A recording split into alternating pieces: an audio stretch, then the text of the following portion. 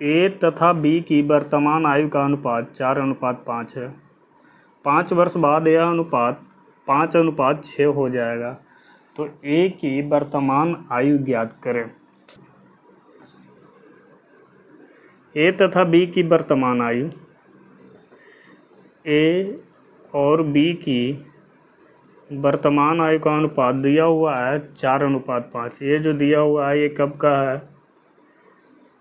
वर्तमान का। आगे बोल दिया 5 वर्ष बाद। 5 वर्ष बाद यह अनुपात कितना हो जा रहा है? 5:6। 5 वर्ष बाद यह अनुपात कितना हो जा रहा है? 5:6। तो ए की वर्तमान आयु ज्ञात करना है, ए का वर्तमान आयु निकालना है। जितना वर्ष ए बढ़ेगा उतना वर्ष बी बढ़ेगा, जितना वर्ष ए में वृद्धि होगा ना उतना वर्ष बी में वृद्धि होगा। इसका मतलब इसका अंतर और इसका अंतर बराबर होना चाहिए।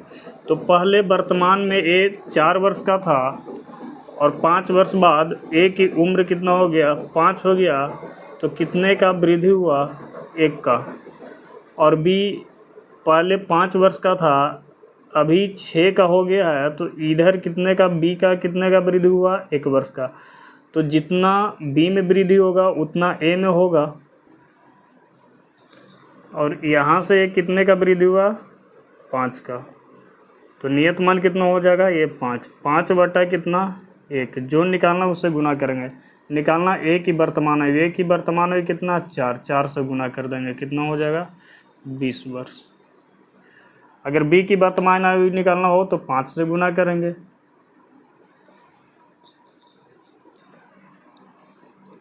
क्वेश्चन 6 वर्ष पहले सुशील की आयु स्नेहल की आयु का 3 गुना था। तो 6 वर्ष पहले का अनुपात निकालेंगे तो सुशील 3 हो जाएगा, स्नेहल 1 हो जाएगा। क्यों? क्योंकि स्नेहल की आयु का 3 गुना सुशील है, तो स्नेहल 1 होगा तो 3 सुशील होगा। अब आगे बोल दिया 6 वर्ष बाद सुशील की आयु स्नेहल की आयु का 5/3 गुना हो जाएगा। तो सुशील की आयु स्नेहल की आयु का 5/3 होगा। तो का स्नेहल के साथ में लगा हुआ है, तो स्नेहल का मान 3 हो जाएगा और सुशील का मान कितना हो जाएगा? 5। तो सुशील कितना हो जाएगा? 5 और स्नेहल कितना हो जाएगा? 3। ये अनुपात कब का आ गया? 6 वर्ष बाद का। तो ये दोनों के बीच गैपिंग कितना हो गया? 6 वर्ष पहले या 6 वर्ष बाद का अंतर कितना हो जाएगा? 12। तो ये 12 क्या हो जाएगा? नियत मान। अब अनुपात से देख लेते हैं कि इसके और इसके बीच का अंतर कितना है। सेम होना चाहिए। इसके जितना अंतर इसका होना चाहिए उतना अंतर इसका होना चाहिए। मतलब सुशील का 6 वर्ष पहले का अंतर और स्नेहल के 6 वर्ष पहले का अंतर दोनों क्या होना चाहिए? बराबर होना चाहिए। तो कितना होगा? सुशील 6 वर्ष पहले 3 का था और स्नेहल 1 का। 6 वर्ष बाद 5 का हो जाएगा और स्नेहल 3 का हो जाएगा। तो कितना बढ़ा? पहले 3 था, 5 हो गया। कितना बढ़ा? 2। पहले 1 था, अब 3 हुआ। कितना बढ़ा? 2। और नियत मान इससे कितना बढ़ा? 12। तो 12 बटा कितना? 2। ये वाला जो बढ़ा ये क्या? अनुपातिक मान का गैपिंग है। और रियल मान का अनुपात कौन हो जाएगा? ये। तो 12/2 गुना, जो निकालना है उससे गुना करेंगे। स्नेहल की वर्तमान आयु, तो स्नेहल का निकालना तो ये 1 से गुना करेंगे। 1 से गुना करेंगे तो ये 6 वर्ष पहले का आ जाएगा। तो कितना आ जाएगा? 6। तो ये 6 वर्ष जो आया स्नेहल की आयु 6 वर्ष पहले, तो वर्तमान में अभी कितना हो जाएगा? 6 जोड़ देंगे, 12 वर्ष। यहाँ से भी निकाल सकते हैं। ये 3 से गुना करेंगे। अगर ये 3 से गुना करेंगे तो ये 18 आएगा। ये 18 कब की आ गया? तो ये 18 बाबू ये किसका अनुपात है? ये 3 किसका अनुपात है? 6 वर्ष बाद तक का। तो ये 6 वर्ष बाद का आ गया, यानी 18 वर्ष 6 वर्ष बाद हो जाएगा। तो वर्तमान में कितना होगा? तो 18 - 6 कितना? 12 वर्ष आंसर। तो इस तरह के क्वेश्चन में अगर ये 1 से गुना करेंगे तो ये कब का आयु निकला? 6 वर्ष पहले का। ये 3 से गुना करेंगे तो आयु कब का निकला? 6 वर्ष बाद का। तो 6 वर्ष बाद का वर्तमान में लाने के लिए 6 घटा देंगे, या 6 वर्ष पहले का आयु निकला है 1 से गुना किए तब, तो 6 जोड़ देंगे।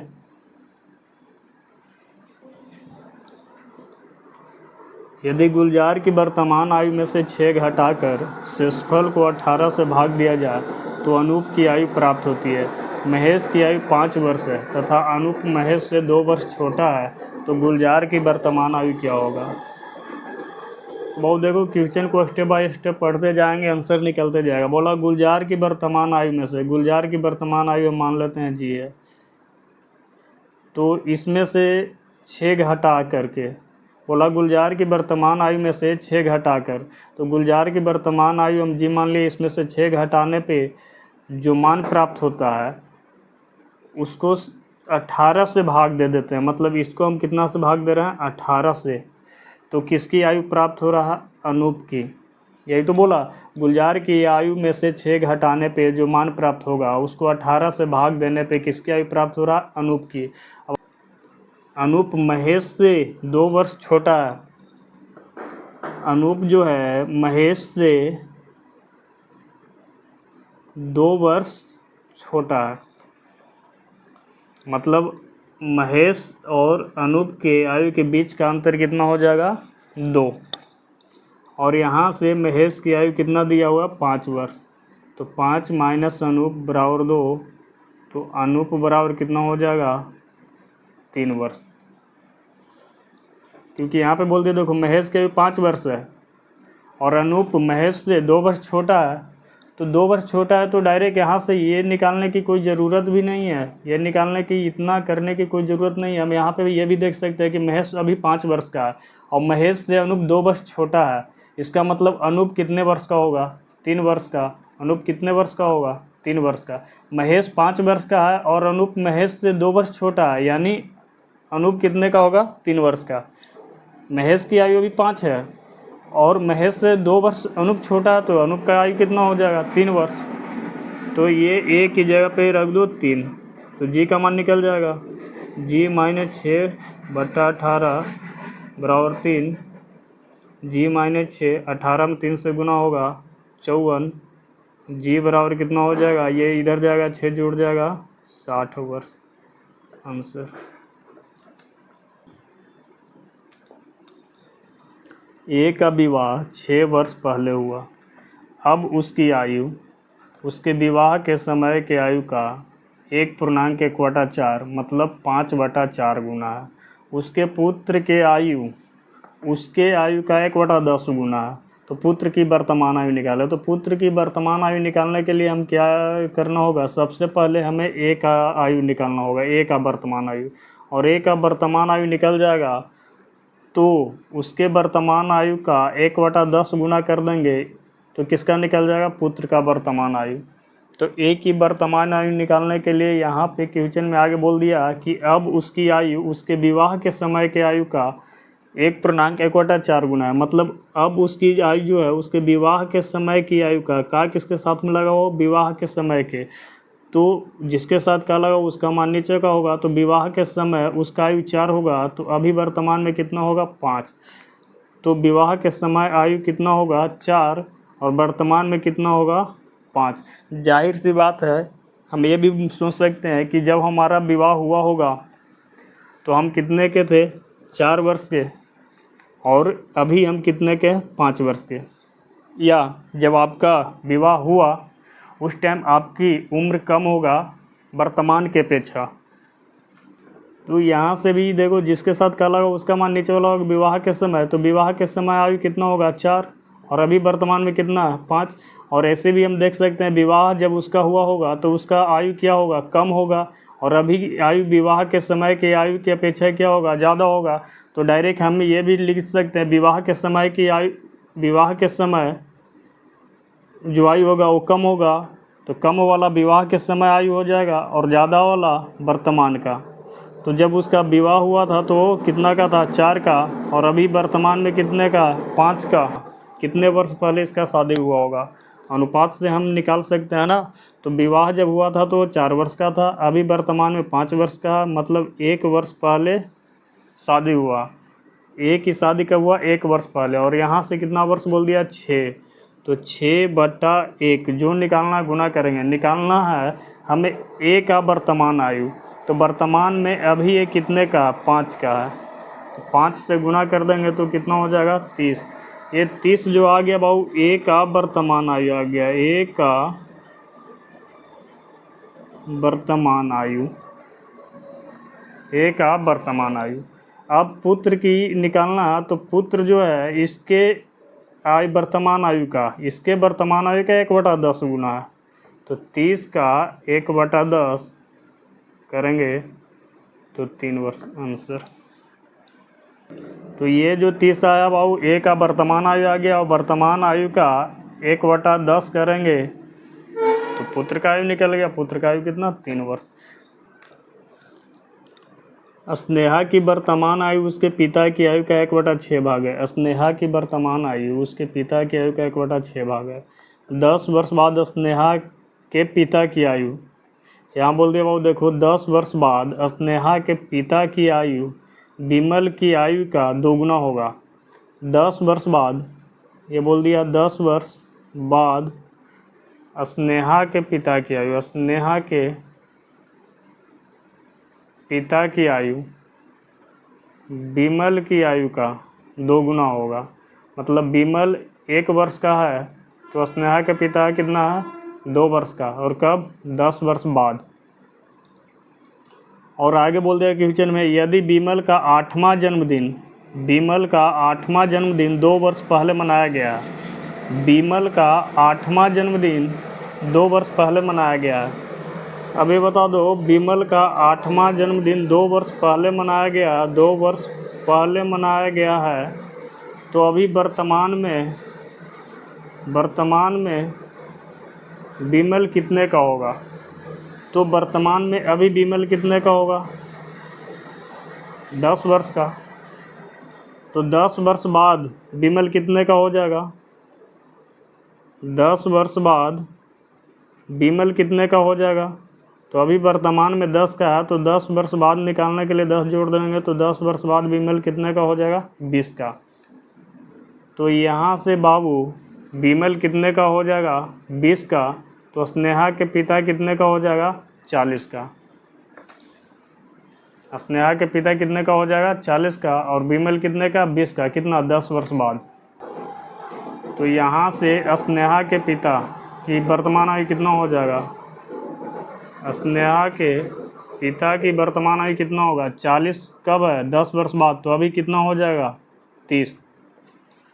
10 वर्ष बाद 40 से है स्नेहा के पिता की आयु, तो अभी वर्तमान में कितने का होगा? 30 का। और स्नेहा की वर्तमान आयु निकालना, तो स्नेहा की वर्तमान आयु क्या? उसके पिता की वर्तमान आयु का 1/6। तो स्नेहा का आयु निकाल लो, तो स्नेहा का आयु क्या हो जाएगा? 30 का 1/6 कितना? 5 वर्ष आंसर।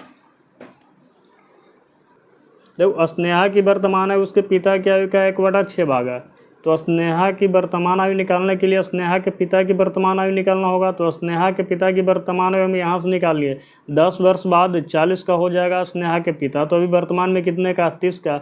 तो 30 का 1/6 कर देंगे तो ये स्नेहा का निकल जाएगा।